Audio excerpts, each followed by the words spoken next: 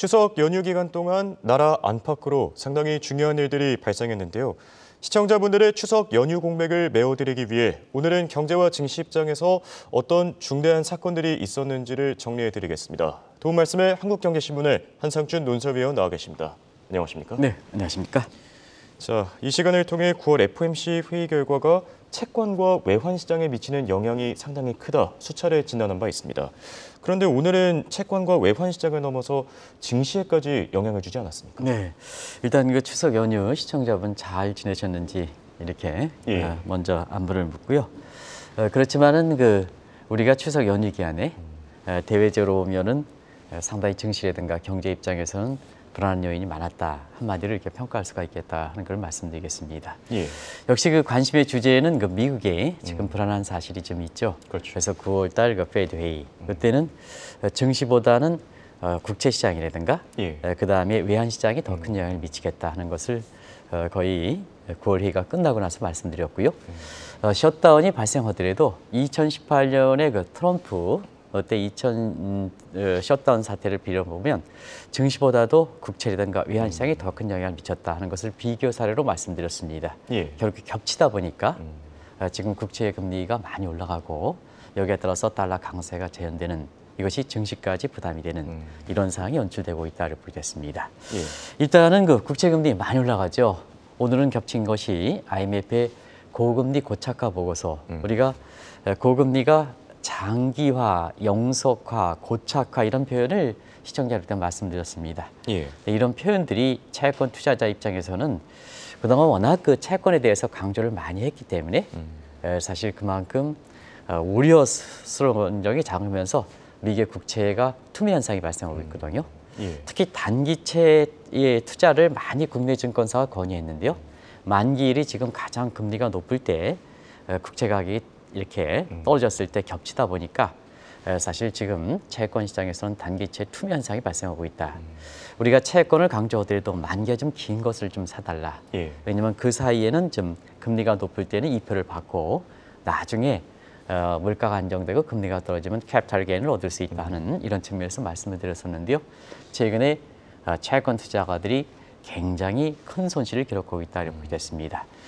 특히 채권 투자가 대손실은 채권의 ETF가 지금 최저가를 속출하는 상태거든요. 이거는 한국이 오늘 사실 국내 채권 시장이 개설되면서 이 부분이 어떻게 지금 작용할까 하는 것도 커다란 관심사입니다. 미국 같은 경우에도 또 미국뿐만 아니라 전 세계적으로 보더라도 채권의 ETF가 많이 증권사들이 이걸 강조를 했었는데요. 지금 최저가로 떨어지는 상태이다 하는 걸 말씀드리겠습니다. 그리고 금리가 고착화됨에 따라서 지금 신흥국들이 2009년, 2010년에 리먼 사태 이후에 제로금리를 바탕으로 해서 돈이 필요하든 안 필요하든 달러 부채를 많이 끌어들인 상황이거든요. 이게 만기가 이렇게 10년이 지난 상태에서 2020년서부터 2025년까지 매년 4천억 달러 이상을 신흥국들이 갚아야 됩니다. 근데 이게 대부분 다 변동금리거든요. 근데 금리가 고금리에 맞추다 보니까 신흥국들이 사실 그동안 1대1로 참여국을 중심으로 해서 디폴트가 발생했습니다는 스리랑카라든가 파키스탄이 지금 앞으로는 다른 신흥국들도 디폴트 우려가 재현될 수 있는 조짐이 있는 것도 투자자 입장에서 관심사가 되지 않느냐 하는 것입니다. 그리고 국채 금리가 이렇게 올라가다 보니까 달러가 강세가 이렇게 재현되고 있는데요. 아시겠습니다는 작년 이맘때에 달러가 이렇게 강세가 됐을 때는 킹달러, 갓달러 시대가 온다. 그때는 이 방송을 통해서 킹달러, 갓달러가 오지 않습니다. 달러 인덱스는 114에서 99대까지 떨어졌습니다. 근데 이번에는 다릅니다 하는 걸 말씀드렸습니다. 이번에는 달러가 강세가 될 수 있는 요인이 삼박자가 갇혀 있다. 그러면 삼박자가 뭘까 하는 것을 말씀드리면 달러 스마일 이론이 지금 통하고 있다. 작년에 이게 제가 웃는다면 뭐 웃지를 이렇게 가지 않습니다는 작년에 114, 10월, 그다음에 올해는 102, 99, 그다음에 지금 107인데요. 이게 달러 스마일이 들어가는 것이 첫 번째 달러 강세가 될 수 있는 요인이다 하는 걸 말씀드리고 두 번째는 지금 현존 통화에서는 달러를 받칠 수 있는 요인이 없습니다.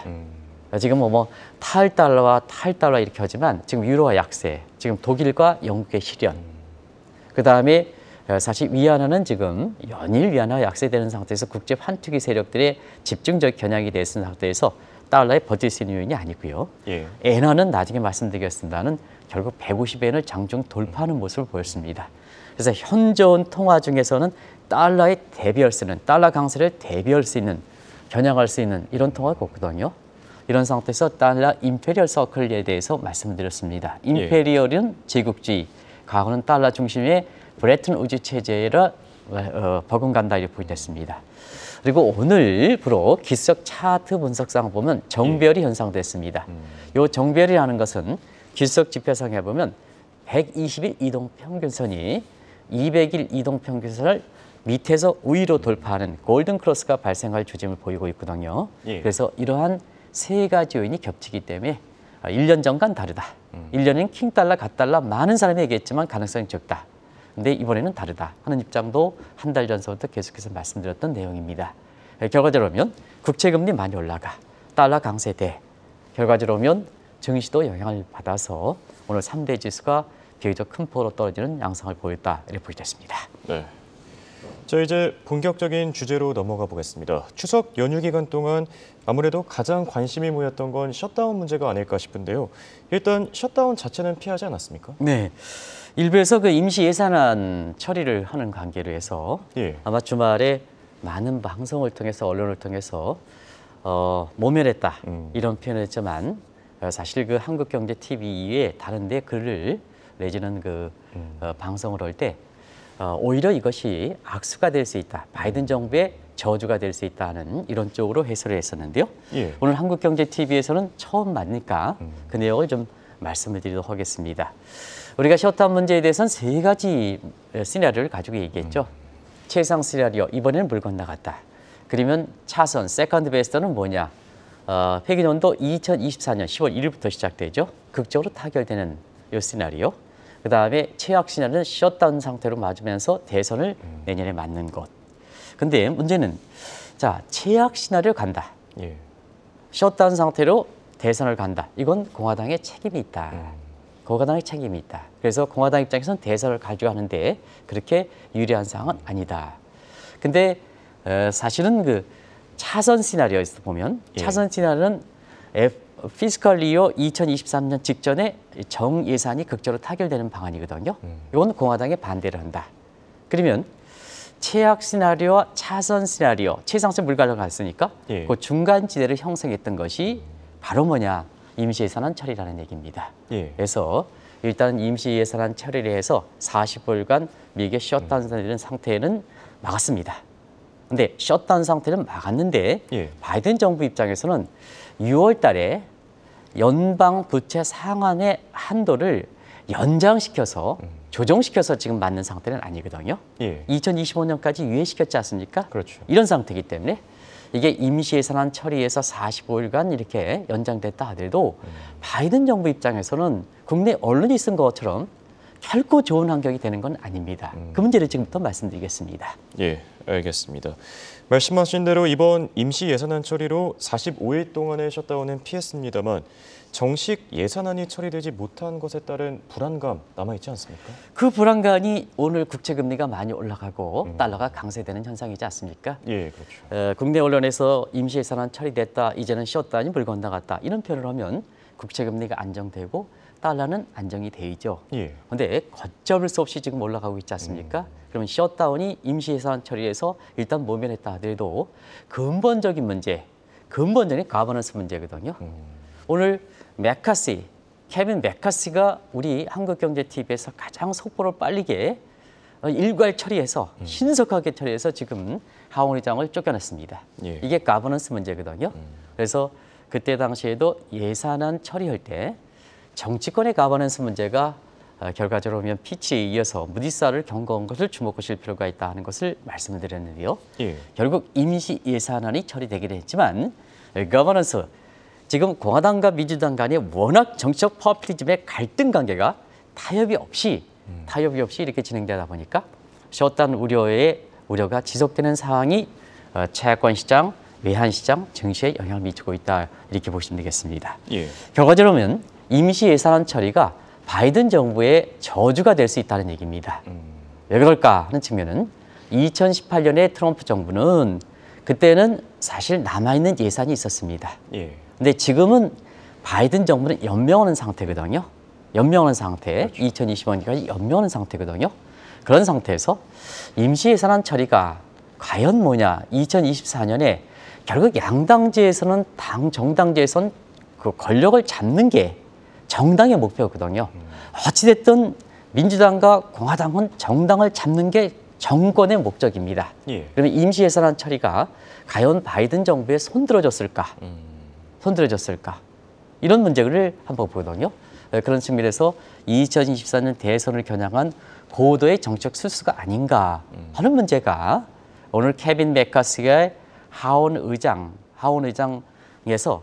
사실 신속하게 해임안이 됐던 것이 그 결과로 나타난다. 지금부터 말씀드리겠습니다.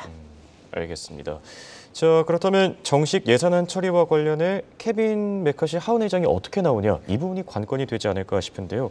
이번 임시 예산안 처리로 트럼프 전 대통령과 균열이 났다고 보십니까? 네, 균열이 났죠.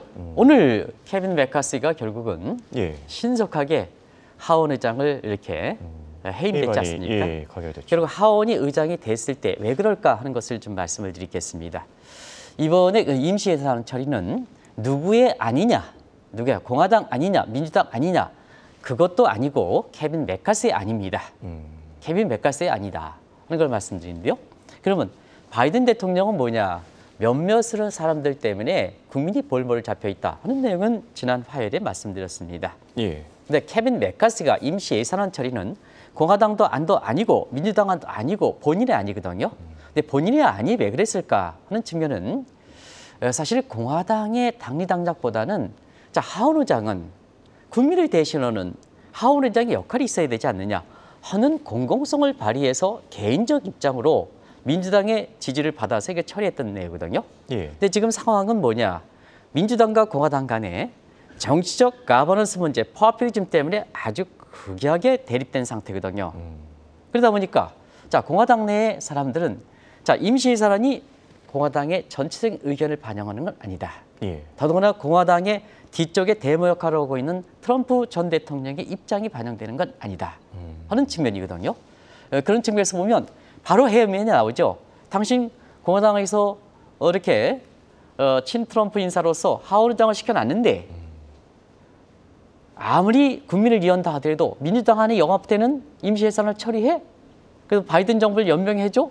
하다 보니까 공화당 입장에서는 당연히 반대가 나올 수밖에 없죠. 예. 그래서 트럼프 대통령과 전 대통령과 케빈 맥카시 간의 갈등을 빚어지다 보니까 그것이 투표 결과로서 두 가지. 하나는 신속하게 처리됐다. 해임안이 제외된 지 신속하게 오늘 새벽에 우리 정영국 PD께서 속보로 나오지 않습니까? 예. 처리됐다. 그럼 누가 주도했느냐, 공화당 내에서? 친트럼프 인사와 공화당 내 굉장히 강력한 사람이 프리덤 커커스라고 있습니다. 자, 오늘 친트럼프 의원과 프리덤 커커스가 맥카시 해임안을 제안하고 신속하게 처리되면서 결과적으로 보면 이것이 임시 예산안 처리가 됐지만 케빈 맥카시 입장에서는 굉장히 최악의 결과를 낳았다 이렇게 됐습니다. 지금 나중에 어떻게 될까? 지금 예. 케빈 맥카시는 이제 해임됐습니다. 앞으로 누가 지금 정예산을 처리할까 하는 측면에서는 공화당의 하원 의장은 다수당이 자연스럽게 사실은 하원 의장이 되는 겁니다. 예. 케빈 맥카시가 되더라도 민주당 인사가 될 수는 없습니다. 공화당 인사가 됐습니다. 이럴 때는 보다 친트럼프의 강력한 프리덤 커커스에 들어가 있는 양쪽의 교집합이 되는 친트럼프에서 강력하게 프리덤 커커스에 대고 있는 이러한 사람이 한 사람 등장하지 않겠느냐 이렇게 보고 있습니다. 그러다 보니까 임시 예산안 처리가 됐다 하더라도 셧다운이 모면했다 하더라도 45일 이후에는 2020년 회계연도를 끌어가기 위해서는 정예산안이 통과돼야 되거든요. 예. 정예산안이 통과돼야 되는데 뭐든지 위기사항은 그때 해결해야지 자꾸 지연시켜 놓으면 나중에 큰 문제가 발생합니다. 작년에 한번 1년 전에 레고랜드 사건을 보십시오. 레고랜드 사건을 만기 연장시켜서 1년 정도 이렇게 지났습니다. 예. 지금 상태에서 어떠냐? 그때 처리하지 못하니까 그때보다 국제금리가 더 올랐습니다. 더 올랐습니다. 그리고 각종 가계부채의 디폴트 문제, 우리나라의 연체에 의해서 은행들의 지금 대선 충당을 쌀 수 있는 연체율이 굉장히 높아졌거든요. 예. 이런 상태다 보니까 결과적으로 1년 전에 위기가 발생했으면 그때 처리해야 되는데 처리하지 못했던 것이 위기는 반드시 그 극복하려면 비용을 치러야 되거든요. 예. 그런 각도로 보시면 되지 않느냐. 그래서 임시 예산안 처리가 경우에 따라서는 바이든 정부의 저주가 될 수 있다. 이런 쪽이다 해보니까 국채금리가 오늘 사실은 장중한 때 4.8%까지 갔고요. 5%는 가시권에 들어오는 것 같습니다. 예. 그리고 우리가 7% 대비해야 된다. 자, 지난번에 세인트루이스 전 총재 블러드가 지금은 퍼듀대의 경영학자로 가셨습니다는 7% 대비해야 된다. 근데 금리에 대해서 가장 보수적 입장을 취하고는 JP 모건도 예. 아까 강수미 캐스터께서도 7% 대비해야 된다. 이게 실제로 7% 가면 굉장히 어렵겠습니다는 사실 금리의 고금리 구조가 정착이 된다. 인플레가 정착이 된다 하는 쪽을 간접적으로 시사하다 보니까 증시 3대 지수가 많이 떨어진 배경이다 하는 걸 말씀드리겠습니다. 예.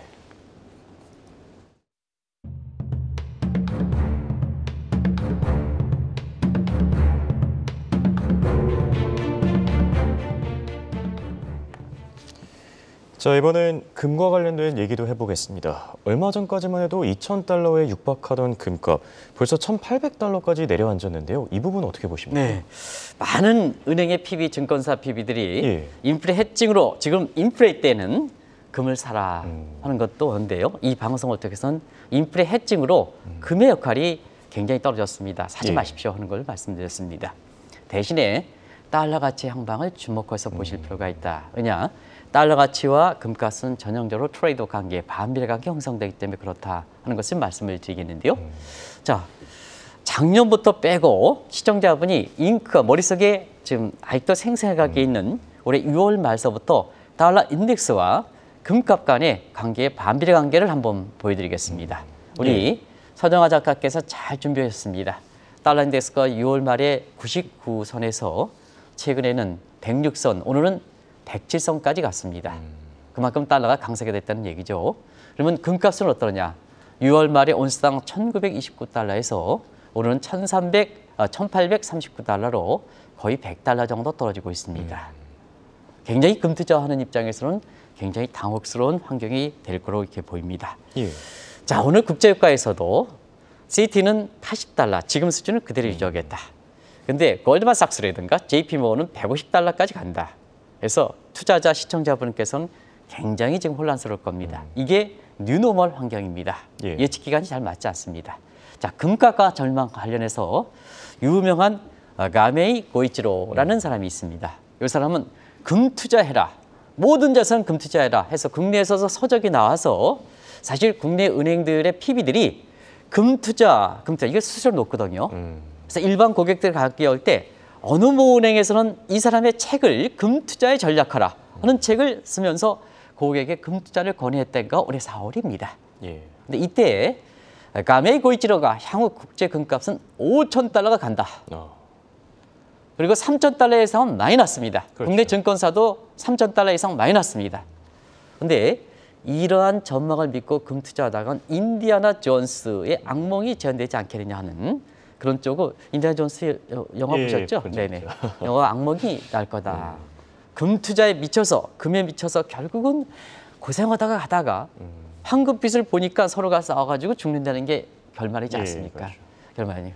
근데 지금 상태에서 보면 10년물 금리가 5%에 진입할 때는 5% 지금 4.8%니까 가시권에 온 상태죠. 예. 국제금값이 1,800달러로 붕괴된다. 3,000달러, 5,000달러 지금 1,800달러, 31달러입니다. 이런 것이 이제 사실은 이런 가이드하는 예측 기관들의 이렇게 모습입니다. 그게 잘했다 못했다 이렇게 보는 것보다는 예측하기가 상당히 어려울 때가 지금이다. 이론과 규범과 각종 관행이 맞지 않는다. 그래서 아침에 신속하게 전해주는 한국경제TV 아마 김정호 사장께서 글로벌 마켓에서 지금은 글로벌 마켓이 인기가 있다 보니까 결국 전 지역으로 확산시키겠다는 것이 김정호 사장의 야심차게 돼서 아마 조만간 프로그램 개편될 때 우리가 글로벌 마켓의 비중을 높여서 7시 때에도 글로벌 마켓의 비중을 굉장히 높게 가져갈 거로 이렇게 알고 있는데요. 예. 이게 지금 그렇습니다. 신속하게 전해주는 이런 소식을 해서 그때그때 투자 전략을 삼는 것이 오히려 더 개인들의 재테크 손실을 줄이고 오히려 재테크 이익을 증대시키는 거다. 전형적으로는 것은 당사의 입장을 반영해서 애널리스트라든가 이코노미스트가 사실 보고서를 내면 100점 100표하는 시대가 됐다 하는 걸 말씀드리겠습니다. 예, 알겠습니다. 그리고 엔달러 환율 얘기를 안 할 수가 없겠는데요. 주말 동안 엔달러 환율도 참 드라마틱하게 움직이면서 우에다 총재가 비판을 피하기가 어려워 보이던데요. 네, 추석 연휴 기간에 아주 드라마틱하게 움직였던 것이 엔달러 환율이 아닌가. 우리 이 시간을 통해서 엔 투자하지 마십시오. 엔화 가지고 미국에 국제 투자하지 마십시오 하는데요. 오늘 149 지금 걸리고 있습니다. 이게 장중한 때 150달러. 우리가 추석 전에 이번 주 중에 150달러를 돌파할 수가 있습니다 하는 쪽인데요. 장중한 때 150달러를 돌파했습니다. 가장 가닥을 잡아야 될 일본은행의 우에다 총리가 오락가락했죠. 이 내용은 시청자분이 아시겠죠? 잭슨 미팅 8월 말일인데요. 인플레 목표치가 2%를 하하고 있다. 그러면 엔저 정책, 마이너스 금책 지속하겠다는 얘기죠. 예. 그런데 그 위에 이를 기점으로 해서 엔달러 환율이 150엔 육박하니까 결과적으로 보면 사실 인플레 YCC의 상한을 우위로 조정하겠다 하는 입장을 했습니다. 근데 엔달러 환율이 조금 147까지 내려갔습니다.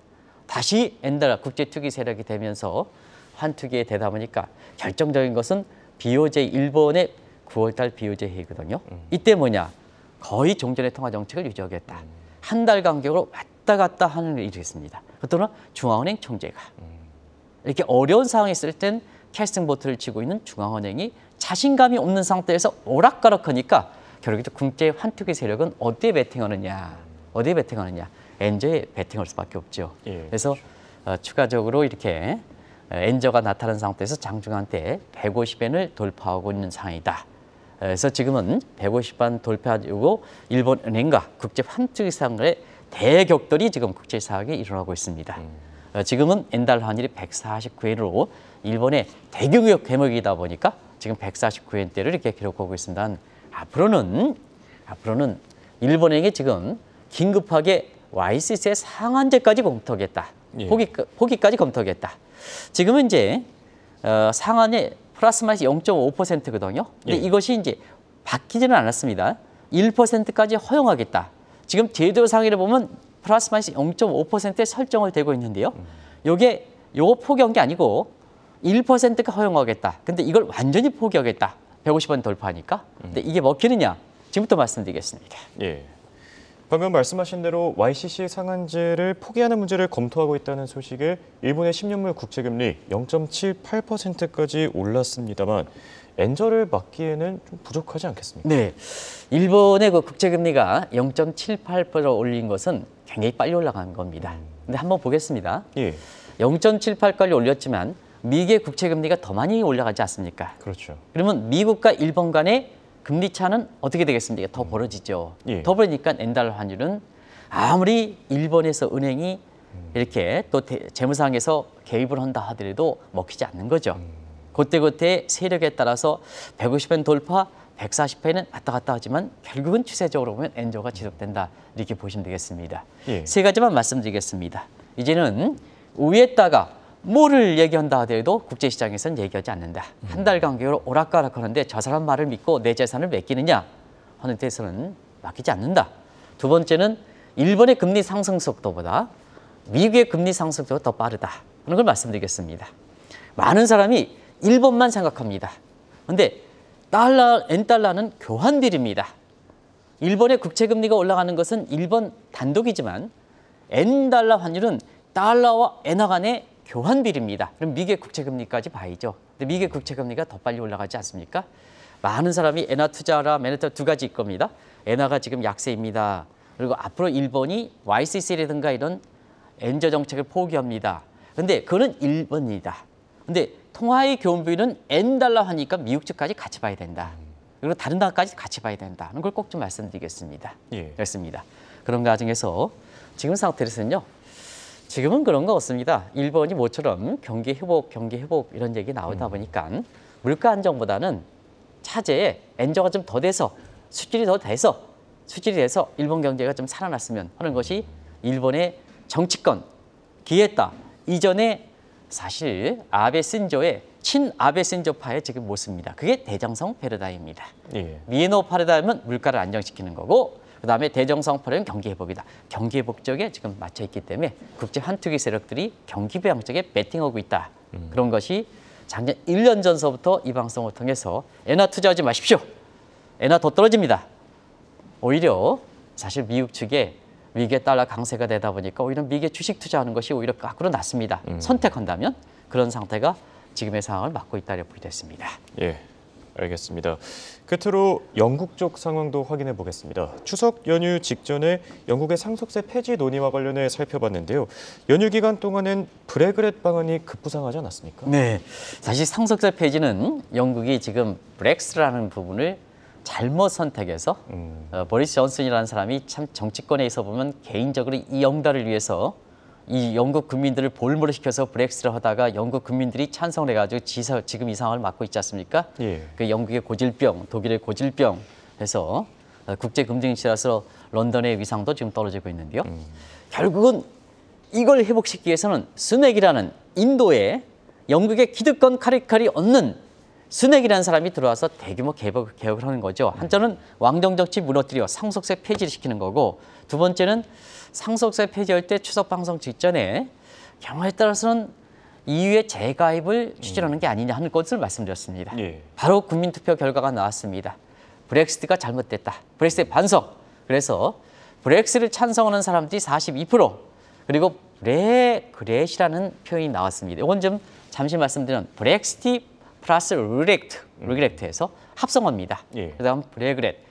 브렉시트를 반성한다. 그러면 EU의 재가입을 추진한다. 58%가 났습니다. 브렉시트 찬성하는 사람이 41%, 브렉그렛 다시 EU에 재가입하겠다. 영국을 살리기 위해서는 재가입하겠다. 정치인들, 당신들 기득권이라 우리 국민들이 살아야 되지 않느냐. 58% 났습니다.